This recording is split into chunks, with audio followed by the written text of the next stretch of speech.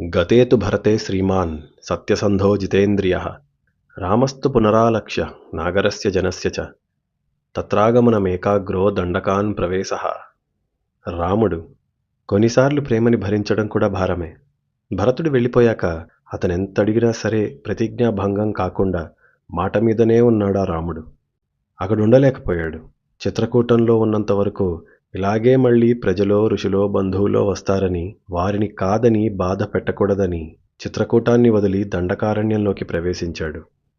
ప్రవిశ్యతు మహారణ్యం రామో రాజీవలోచనః విరాధం రాక్షసం హత్వా శరభంగం దదర్శః. సుతీక్ష్ణం చాపగస్త్యం చ అగస్త్య భ్రాతరం తథా అగస్త్యవచనాచ్చైవ జగ్రాహ ఇంద్రం శరాసనం. ఖడ్గంచ పరమప్రీతస్తూణీ చాక్షయ సాయకౌ. పద్మము వంటి కళ్ళున్న ఆ రాముడు దండకారణ్యంలోకి వెళ్ళగానే విరాధుడన్న రాక్షసుణ్ణి చంపాడు.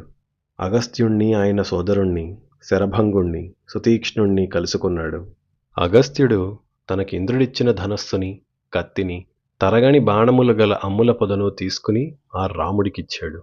తనకి తగిన ఆయుధాలు దొరికినందుకు రాముడు చాలా సంతోషించాడు.